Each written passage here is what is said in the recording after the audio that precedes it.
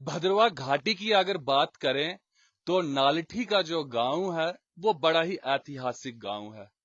अगर वासुकी पुराण की बात करें तो वासुकी पुराण में नारंटिका के नाम से नालठी को उस समय में कहा जाता था।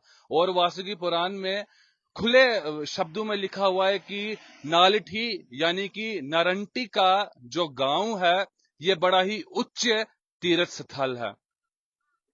वासुकी पुराण जब आप पढ़ेंगे तो उसमें आपको नालठी गांव का एक पूरा विवरण आपको देखने के लिए मिलेगा और उसमें साफ साफ लिखा है कि नालठी का जो गांव है वो उच्च तीर्थ स्थल है।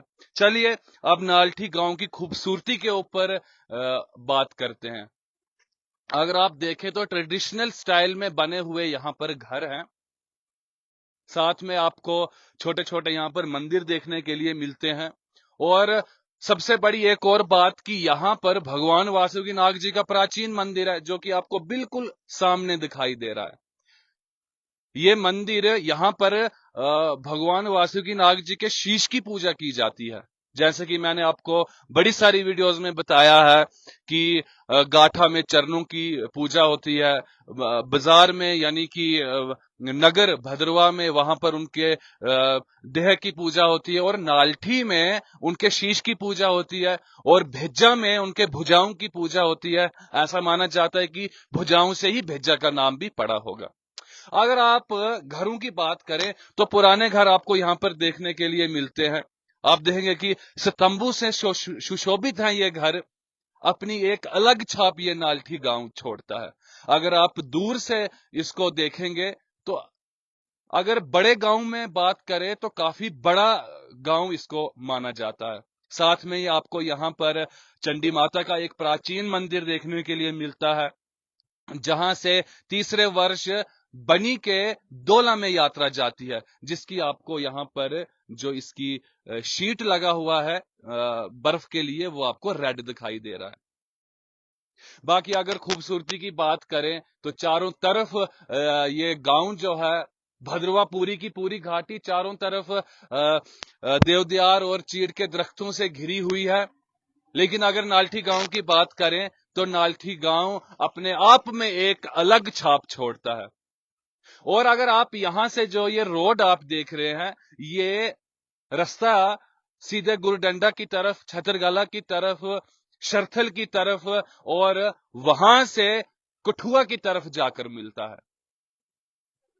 आप जब भी भद्रवाह आए तो इस नालठी के गांव में अवश्य आए, यहाँ के मंदिर में जरूर जाएं। चंडी माता का जो यहाँ पर प्राचीन मंदिर है वहां पर आप अवश्य जाएं। वहां पर माता की बहुत ही सुंदर मूर्ति है, बड़ी अच्छी प्रतिमा है। वैसी ही प्रतिमाएं भगवान वासुकीनाग जी के मंदिर में भी है। हम आपको कोशिश करेंगे कि एक अलग लाइव में आपको भगवान वासुकीनाग जी का मंदिर जो नालठी में स्थित है उसकी भी हम आपको जो है पूरा का पूरे दर्शन आपको करवाएंगे। अभी हमारे साथ यहाँ के एक बुजुर्ग हैं, सीनियर हैं, इनके साथ भी थोड़ी सी बातचीत करते हैं। कब से आप यहाँ पर नालठी गांव में रह रहे हैं? कोई पता नहीं सर। अब मुझको तो मेरी उम्र हो गई 18 साल। ठीक है, तो मैंने ऐसा देखा है इधर। ठीक। ठीक, ऐसे चलते फिरते लोग चलते रहे, हम भी खुश हैं। तो ये जो हमारे इधर चंडी माता का मंदिर है, जी जी। ये मूर्त फ्लड में निकली थी इधर। अच्छा अच्छा। हाँ, ये आप ही की खानदानी में है ये? हमारी खानदानी में फ्लड में निकली। हमने हमारे फादर साहब से उन्हें उठाकर ले गए बाजदेव के मंदिर में। अच्छा उनको उधर से संदेश आया कि नहीं, मैंने आपके पास बैठा था तो मुझको उठाकर क्यों लिया उधर। अच्छा अच्छा। उठाकर फिर हमने अबाशा का उसको लाया घर में। ठीक पर उस दिन से चलता है काम, ठीक ठीक। चलता रहे बस। ठीक लोग ठाक आते हैं दूर लोग दूर से? दूर दूर से लोग आते हैं, यात्रा भी आती है, आती जाती है। हम भी 3 साल के बाद बोले जाते हैं। जी जी। हमारा गुरुद्वारा उधरी है, जी जी। ठाकर कुलवीर सिंह जो उनका गुरुद्वारा हमारे घर में, चंडी माता के घर में इधर। ठीक हमारे फादर साहब थे गुरु ठीक ठीक। कुलवीर ठाकुर साहब के। जी जी जी। बस चलते रहे फिर, इतना है हमारी तरफ से। अच्छा ये मनाज साहब, ये जो गांव है क्या क्या परिवर्तन देखे आपने इस गांव में? जब आप छोटे छोटे थे तो तब कैसे घर थे, तो अब कैसे हैं? क्या परिवर्तन हुआ है?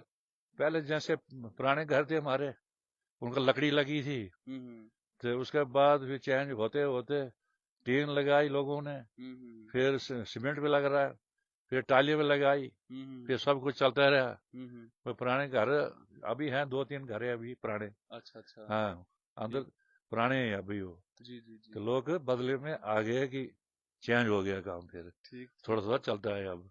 अच्छा, हाँ आज लोहड़ी का भी त्योहार है। हाँ, तो लोहड़ी लोहड़ी के त्योहार के दिन पहले क्या होता था कि बर्फ काफी रहती बड़ी थी, बड़ी बर्फ होती बड़ी थी, बड़ी। और कहा जाता था कि हाँ, लोहड़ी के दिन तो बर्फ पड़नी पड़नी है। पढ़नी तो जरूर लेकिन ये पड़ती थी। बड़े सालों से देखकर क्या नहीं, क्या। वहाँ 2-3 साल हो गया, अब पता नहीं क्या होगा। हम्म ज्यादा हो गए शायद 4-5 साल। हम्म बर्फ लोहड़ी के दिन पड़ती ही नहीं अब। हम्म। 26 जनवरी को बर्फ पड़ती थी। ठीक। फिर हमारी कुंठोत्सव होती है, उस दिन उस दिन भी शिवरात्रि को। शिवरात्रि तो पड़ती थी। अब 5-6 साल हो गए, कोई कुछ नहीं। अब हम देख रहे हैं कल से कि हम्म ऐसा देखा नहीं अभी हमें कभी भी ये मौसम। हम्म। तो अब ये बस ये समझो इतना है हमारे पास है। अब जय माता दी। बहुत बहुत धन्यवाद। मनाज साहब ने माता के बारे में भी बताया और बर्फ के बारे में भी हमने बात की। देखिए, मुझे भी काफी समय हो गया, भद्रवा में ही पला बड़ा हूं। तो देखा है हमने, बुजुर्ग कहते थे कि शिवरात्रि को बर्फ अवश्य पड़ती है, कुनसोत पे पड़ती है, लोहड़ी के लिए बर्फ जरूर पड़ती थी, यानी कि थोड़ी बहुत तो पड़ती पड़ती, शास्त्र होता ही होता था। और इस समय काफी भारी मात्रा में बर्फ यहाँ होती थी। लेकिन अगर घाटी की बात करें तो चारों तरफ अगर आप अपनी नजर घुमाएं तो घाटी में आपको बर्फ देखने के लिए भद्रवा घाटी में नहीं दिख रही है। लेकिन अगर आप पर्यटक स्थलों की बात करें, यानी कि गुरडंडा की बात करें, आप अपने पदरी दर्रे की बात करें, आप जाई घाटी की बात करें, तो वहां पर आपको इस समय भरपूर मात्रा में बर्फ देखने के लिए मिलेगी। लेकिन एक और बात मेरे मन में आती है हमेशा कि अगर उस प्रकार की बर्फ पड़े जैसे पहले पड़ती थी, यानी कि यहाँ पर भी इस समय मीटर मीटर के करीब बर्फ होती थी, जो कि मैंने खुद अनुभव की है। तो अगर उतनी उतनी बर्फ घाटी में होती थी तो ऊपर तो मुझे लगता है फिर 4-4 5-5 मीटर हुआ करती, तो फिर मुझे लगता है कि पर्यटकों के लिए ज्यादा मुश्किल हो जाती। क्या कहते हैं मनाज साहब? एक बार तो 9 फुट बर्फ पड़ी जी थी। जी जी। 9 फुट बराबर पर बर्फ थी। 9 फुट। 9। फिर बस्ती गांव में 13 फुट थी। अच्छा। हाँ, ये तो बहुत। फिर आगे पीछे तो बहुत पहाड़ी पर तो ज्यादा थी। जी जी जी। तो हम इधर से जाते थे ऊपर ऊपर बर्फ से, और पार हम्म। ये जो एक छत पर नजर आती नहीं थी हमारी, ठीक। इतनी बर्फ पड़ी थी। उसके बाद फिर बस इतनी पड़ी फिर। बस वही, बस वही मुझे लगता है वो 2007 की 8 में पड़ी 8 थी, की। वही हाँ, वाली, वही बात। है ना? 8। हाँ। जी। तो 2007 और 8 सबको याद है, हमें भी याद है। भद्रवा अगर घाटी की बात करें तो गलियां पूरी की पूरी, अंदर लाइट ही नहीं आती थी, इतनी बर्फ थी। लेकिन इस समय अब परिवर्तन हो रहा है। जिस प्रकार से पेड़ों की कटाई हो रही है, जिस प्रकार से जो इंसान ने अपनी इंसानियत छोड़ दी है, जहां तक मैं अनुभव करता हूं, तो उसी प्रकार से ऊपर वाले ने भी थोड़ा सा यानी कि आप उसने भी अपना मुंह थोड़ा सा हम लोगों से मोड़ लिया है। आप बारिशों की बात करें तो समय पे बारिश नहीं मिलेगी, आप बात करें बर्फ की तो समय पे वो नहीं मिलेगी। इस साल तो किसानों को तो बड़ा नुकसान हो गया, क्योंकि बारिशें हुई नहीं, मक्की नहीं निकली, राजमा नहीं निकले, कुछ सब्जियां नहीं हुई। नहीं तो इस समय में कड़म हमारे पास भरपूर मात्रा में मिल रहा, क्योंकि बर्फ भी नहीं पड़ी और बारिशें भी नहीं हुई। हमारे साथ यहाँ पर एक नौजवान युवक साथ में है, यहीं के नालठी के रहने वाले हैं। थोड़ी सी बातचीत नौजवानों के साथ भी करते हैं, बुजुर्गों के साथ तो करते रहते हैं। स्वागत है जी आपका हमारे चैनल में। आपका भी बहुत बहुत स्वागत है। कितने सालों से रह रहे हैं नालठी में? सर मैं बचपन से इधर ही रह रहा हूँ। अच्छा। हाँ, कैसा लगता है अपना गांव?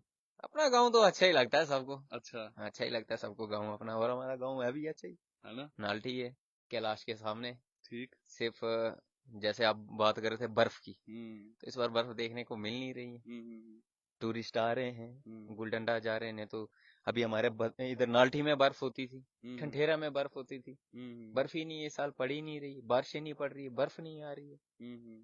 तो मतलब खेतों कि की युवा भी परेशान है। परेशान तो होते हैं सर, बर्फ नहीं होगा, हम्म पानी की कमी रहती है, सब्जियां नहीं लगती हैं। जैसे आप अभी बोल रहे थे कड़म, तो हम्म कड़म सूखे पड़े हैं, सब कुछ सूखा पड़ा हम्म है, कुछ खाने के लिए नहीं है। तो हम्म जिन लोगों का रोजगारी इसी से चलता था वो भी बैठ गए हम्म। बर्फ ना आने की वजह से। ठीक ठीक। ये बात है। बहुत बहुत धन्यवाद जी। देखिए, नौजवान जो हमारे यहाँ के बच्चे हैं वो भी थोड़ा बहुत नॉलेज रखते हैं, खुशी होती है देखकर।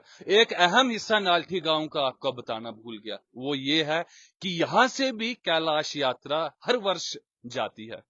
यहां से भी ये यहाँ की यात्रा हेयन में जाकर भद्रवा और गाठा वाली यात्रा के साथ वहां पर मेल मिलाप करती है और उसके बाद फिर आगे का सफर शुरू करते हैं। यहाँ पर भी भद्रवा मंदिरों की तरह जागरू, बैसाखी, अखेटली, हर एक त्योहार भगवान वासुकी नाग जी का यहाँ पर मनाया जाता है। वैसे ही कैलाश यात्रा भी यहाँ से हर साल जाती है। दर्शकों, बने रहिए हमारे साथ, ऐसे और ऐतिहासिक गांव और मंदिर आपको दिखाते रहेंगे। तब तक के लिए नमस्कार।